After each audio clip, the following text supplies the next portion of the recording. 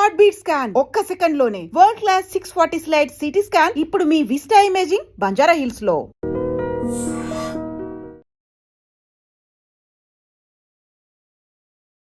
నమస్కారం, మీరు చూస్తుంది ఐ డ్రీమ్. నేను మీ కీర్తి. నాతో పాటు ప్రముఖ ఆస్ట్రాలజర్ బ్రహ్మశ్రీ గోరుగుంట్ల సురేష్ బాబు గారు ఉన్నారు. నమస్తే సురేష్ బాబు గారు. కీర్తి గారు నమస్కారం అండి. సో ఏప్రిల్ మంత్ రాశి ఫలాల కోసం అందరూ ఎదురు చూస్తున్నారు. ఉగాది పంచాంగ శ్రవణం అయింది. ఈ సంవత్సరం అంతా ఎలా ఉండబోతోందో తెలియజేశారు. సో ఇప్పుడు ప్రత్యేకంగా ఏప్రిల్ మాసం ఎలా ఉంటుందో. సో ఏప్రిల్ మాసం మనకి ఫస్ట్ మాసం అని చెప్పుకోవాలేమో. ఇందులో ఏప్రిల్ ఏమంటే 15 డేస్ చైత్ర మాసం, 15 డేస్ వచ్చేటప్పుడు వైశాఖ మాసం ఉంది.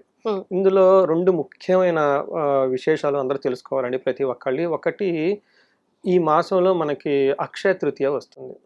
చాలా చాలా విశిష్టత కలిగింది. ప్రతి ఒక్కళ్ళు దానాలు చేయటం, పుణ్యకర్మలు చేయటం, బంగారం కొని తెచ్చుకోవడం, లేదా పవిత్రమైన వస్తువులు కొని తెచ్చుకుంటే బాగా కలిసి వస్తుంది. అమ్మవారికి బాగా ఇష్టమైన రోజు కాబట్టి అందరూ విశేషంగా హోమాలు, కనకదార స్తోత్రాలు చదువుకుంటూ ఉంటే ఆ రోజు బాగుంటుంది. రెండోది ఉదక కుంభ దానం అంటారు. అంటే తినడానికి చాలా పెద్ద మాటగా ఉంటుంది కానీ సింపుల్గా ఏమంటే వాటర్ బాటిల్స్ని దానం చేసుకుంటూ వెళ్ళిపోతే చాలా బాగుంటుందని చెప్పొచ్చు. అంటే ఇప్పుడున్న కాలమాన పరిస్థితులను బట్టి పూర్వకాలంలో చలివేంద్రాలు పెట్టడం, నీళ్ళు ఇవ్వటం, మజ్జిగ ఇవ్వటం ఇవన్నీ చేస్తూ ఉంటారు. బట్ ఇప్పుడు అది కష్టం. ఒకవేళ ఇచ్చినా కానీ తాగేవాళ్ళు కూడా ఎవరు ఉండరు. ఎక్కడ ఏ కంటామినేట్ ఉంటుందని భయపడుతూ ఉంటారు. హాస్పిటల్కి పోతే 3-4 బిల్స్ వస్తాయో ఏమవుతుందని భయపడుతూ ఉంటారు.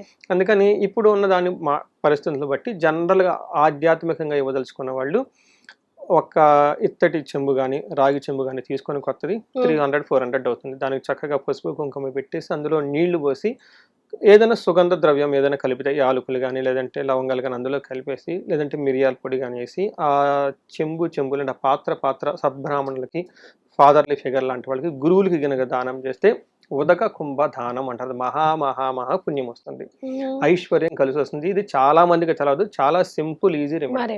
మరి ఏదైనా మంత్రం ఉంటుందా అండి అలా ఇచ్చేటప్పుడు? ఏం అవసరం, జస్ట్ ఓవర్ హార్టెడ్ ఇస్తే సరిపోతుంది. వీలైతే కనుక లక్ష్మీదేవి మంత్రం చదువుకున్న, విష్ణువుకి సంబంధించిన ఎప్పుడైనా దానం ఇచ్చేటప్పుడు ఎదుటి వాళ్ళ వ్యక్తిని విష్ణుమూర్తిగా భావించి ఇవ్వాలని శాస్త్రాలు చెప్తుంది.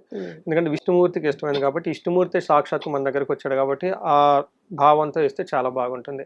రెండోది, కొంతమందికి అలా చేయలేని వాళ్ళకి ఆల్టర్నేటివ్ ఏమంటే వాటర్ బాటిల్స్ తీసుకొని చక్కగా డిస్ట్రిబ్యూట్ చేసుకుంటూ వెళ్ళిపోయారు అనుకోండి, ఇంకా బాగుంటుంది. నేను 2 years క్రితం మోస్ట్లీ మీతో అనుకుంటా ఒక ఇంటర్వ్యూలో చెప్పినప్పుడు US నుంచి ఒకళ్ళు ఆ క్యాన్ అన్ని కొనుక్కొని ఆఫీస్లో అక్కడ అంతా ఇచ్చుకుంటా వెళ్ళిపోయారు. ఫోటోలు తీసి పెట్టారండి. నాకు చాలా ఆనందం వేసింది.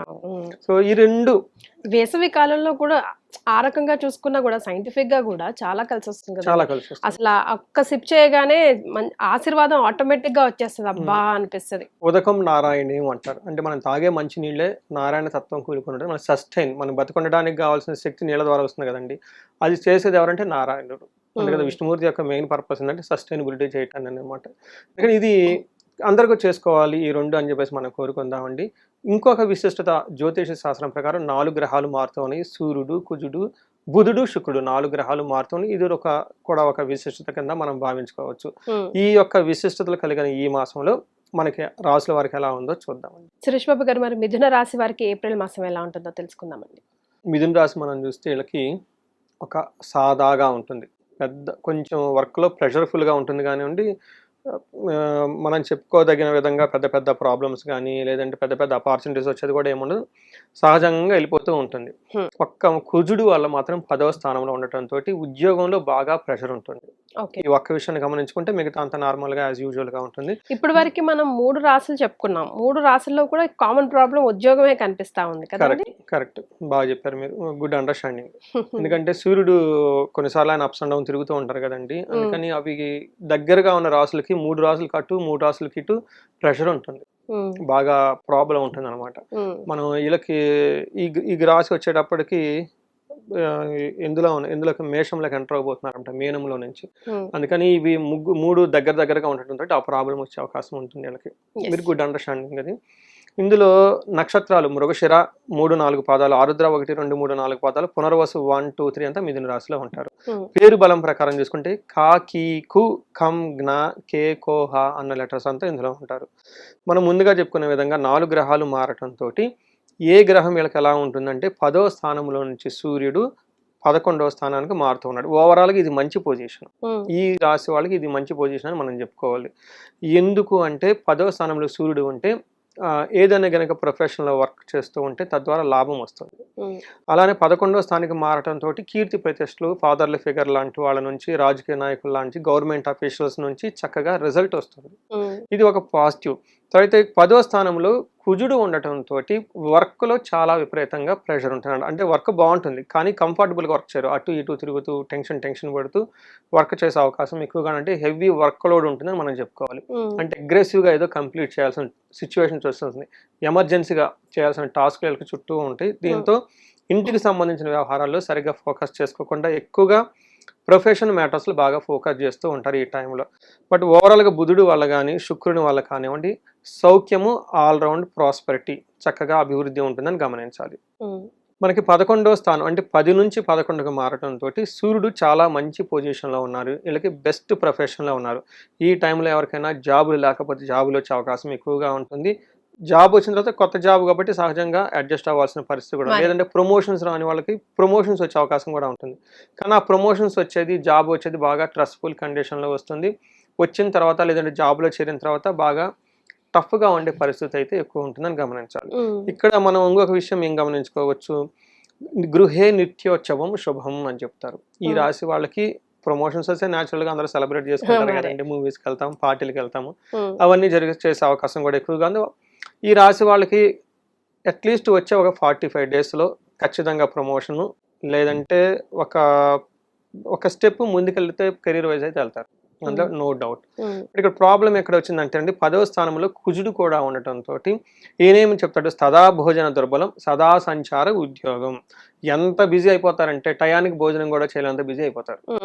అంతేకాకుండా సదా సంచార ఉద్యోగం, అటు ఇటు బాగా తిరుగుతూ నిలకడగా లేకుండా జాబ్ చేయాల్సిన పరిస్థితి వస్తుంది అని మనం చెప్పుకోవచ్చు.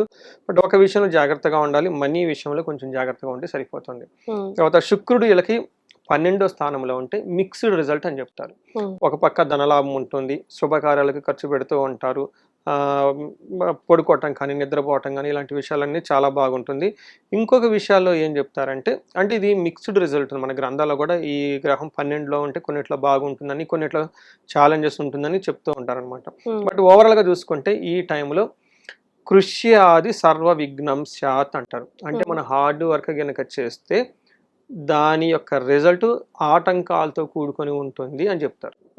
సో బట్ రిజల్ట్ అయితే ఉంటుంది అని చెప్పుకోవచ్చు. దినదిన డైలీ జరిగే డే టు డే వర్క్లో ఆటంకాలు ఉంటుంది, కంఫర్ట్ అంతా ఉండదు, ఈ ఇబ్బంది పడే పరిస్థితి ఉంటుందని చెప్పుకోవచ్చు.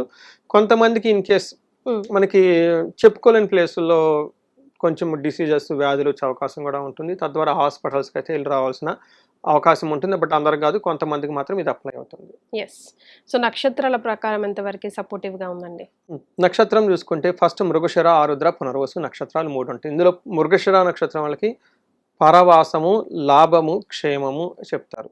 అంటే ఉన్న ప్లేసుల్లో కాకుండా కొంతకాలం అవుట్ స్టేషన్ వెళ్ళే అవకాశం ఎక్కువగా ఉంటుంది, క్షేమప్రదంగా ఉంటారు, లాభప్రదంగా కూడా ఉంటారు. వీళ్ళకి అతిగా భయపడటము, హెల్త్ కాంప్లికేషన్స్ ఉంటాయి. ఈ హెల్త్ కాంప్లికేషన్ కూడా ఫస్ట్ 10 డేస్ ఉంటుంది. ఆ తర్వాత అతిగా భయపడేది ఏప్రిల్ నుంచి కొంచెం ఏప్రిల్ వరకు ఓవర్ ఎక్సైట్మెంట్ అయిపోవడంతో, లేదంటే హెల్త్ బాగలేకపోవడంతో భయపడే పరిస్థితులు వస్తూ ఉంటాయి తప్పక మిగతా అంతా బాగుందని గమనించాలి.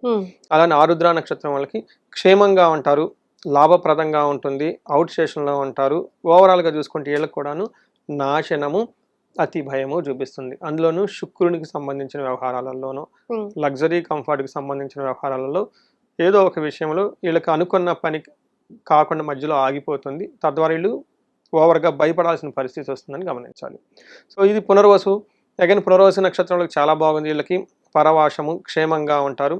వీళ్ళకి హెల్త్ కాంప్లికేషన్ చూసుకుంటే చాలా బాగుంటుంది, మిగతా అన్ని విషయాల్లో ఏమీ లేదు. హెల్త్ కాంప్లికేషన్స్ ఉంటాయా? ఉంటాయండి, హెల్త్ కాంప్లికేషన్స్ ఉంటాయి. ఓకే, దేహ పీడం అంటారు అనమాట. ఆరుద్ర నక్షత్రం వాళ్ళకి సుఖంగా ఉండాల్సిన పరిస్థితి ఉండదు, కొంచెం ఇబ్బందులతో ఉండే పరిస్థితి ఎక్కువ ఉంటుంది. బట్ మృగశిర, ఆరుద్ర, పునర్వసు వాళ్ళకి ఇంకొక ముఖ్యమైన సలహా ఏంటంటే, ఇన్ కేస్ ఎవరికైనా చెస్ట్ పట్టుకున్నట్లు ఉన్నా, గ్యాస్ట్రైటిస్ వచ్చినా, లేదంటే హార్ట్ బర్నింగ్గా ఉన్నా కానీ నెగ్లెక్ట్ చేయకుండా ఇమ్మీడియట్గా హాస్పిటల్కి వెళ్ళడం చాలా చాలా అవసరం. ఎందుకంటే చెస్ట్కి రిలేటెడ్ సంబంధించిన భాగాల్లో హెల్త్ కాంప్లికేషన్స్ వచ్చే అవకాశం ఉంటుంది. ఇన్ కేస్ ఎవరన్నా హార్ట్ పేషెంట్స్ స్టడ్స్ అవన్నీ వేసుకుంటూ ఉంటారు కదా, వాళ్ళు ఉంటే కేర్ఫుల్గా ఉండాలి. ఈ టైంలో ఏప్రిల్ ఎండలో కూడా ఎక్కువగా ఉంటుంది, ఏదైనా ఫుడ్ ఆ విషయంలో కొంచెం ఆయిల్స్ అవన్నీ అవాయిడ్ చేయటం, కొంచెం జాగింగ్ వెళ్ళటం ఇవి చేసుకుంటూ ఉంటే బాగుంటుంది. ఇన్ కేస్ ఎక్కడైనా కనుక ప్రాబ్లం అనిపిస్తే డిలే చేయకుండా ప్రికాషన్స్ మెడిసిన్స్ అవి తీసుకుంటే ఉంటే బాగుంటుంది. రైట్. సో మిథున రాశి వారు ఇన్ పర్టికులర్గా ఏమైనా రెమెడీస్ పాటించాలంటారా? వీళ్ళకి కుజుడు 10th హౌస్లో ఉండటంతో కుజుడుకి సంబంధించిన పరిహారం చేసుకుంటే బాగుంటుంది. హనుమాన్ కార్యసిద్ధి మంత్రం లేదా హనుమాన్ చాలీసా చదువుకోవటం ఫస్ట్ రెమెడీ. రెండోది మనకి జంట నాగులు లేదంటే నాగుల కట్ట, గుళ్ళల్లో జంట నాగులు ఉంటాయి, అక్కడ వీళ్ళు అభిషేకం కనుక చేయించుకోగలిగితే వీళ్ళు స్వహస్తాలతో వీళ్ళంతా అభిషేకం చేసి చక్కగా పూజ చేసుకుని అక్కడ పక్కన కూర్చొని కొంచెం సేపు మెడిటేషన్ ధ్యానంలో కనుక చేసుకుంటే ఈ యొక్క కుజుడుని పెట్టే ప్రాబ్లమ్స్ నుంచి బయటపడిపోయే అవకాశం ఎక్కువ ఉంటుంది. ఇవి కాకుండా మనం ముందుగా చెప్పుకునే విధంగా కొన్ని రెమెడీస్ అవి మనం పాటిస్తే ఇంకా చాలా బాగుంటుంది.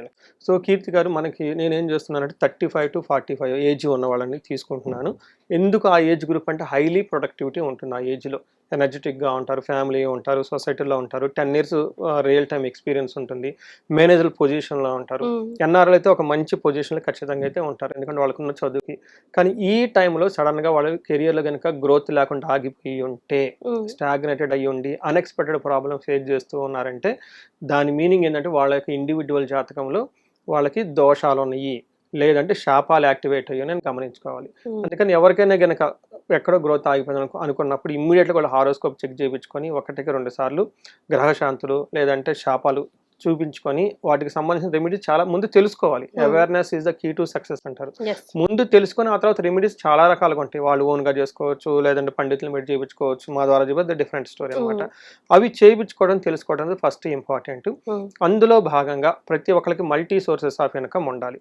బహుముఖ ఆదాయం, సింగిల్ ఆదాయం ఉంటే ఏం బాగుంటుందండి, 4 రకాల ఆదాయం ఉంటే ఫైనాన్షియల్గా గ్రోత్ ఉంటుంది. కాబట్టి వాళ్ళకి స్వర్ణలక్ష్మి విశేష హోమం ఈ మాసంలో చేయించుకుంటే చాలా చాలా బాగుంటుంది. ఎవరికైనా శత్రు బాధ ఉండి లేదంటే గ్రోత్ లేదు, రాహు యొక్క ప్రభావంతో ఉన్న వాళ్ళకి చండీ హోమం, మేము ఈ సందర్భంగా దాదాపు ఒక 10-15 దాకా చండీ హోమాలు చేసామండి ఎన్ఆర్ఎస్కి. చాలా బాగా మంచి రెస్పాన్స్ వచ్చింది వాళ్ళ దగ్గర నుంచి.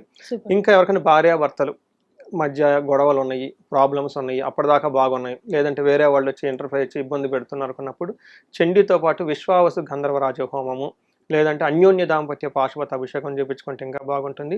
ఇప్పుడు మనకి ఎగ్జామ్స్ జరుగుతూ ఉన్నాయి, పిల్లలకి అకాడమిక్స్ లో చాలా పెర్ఫార్మెన్స్ బాగుండాలి. వాళ్ళ కోసం మనకి మేధా దక్షిణామూర్తి హోమము లేదా నీలా సరస్వతి హోమము, అంటే వాళ్ళ జాతకాన్ని చూసి చెప్పాలి ఇది కూడా. లేదంటే హయగ్రీవ స్వామికి సంబంధించిన మూల మంత్ర జపము, హోమము, హవనం ఇవన్నీ చేసుకుంటూ ఉంటే చక్కగా బాగుంటుంది.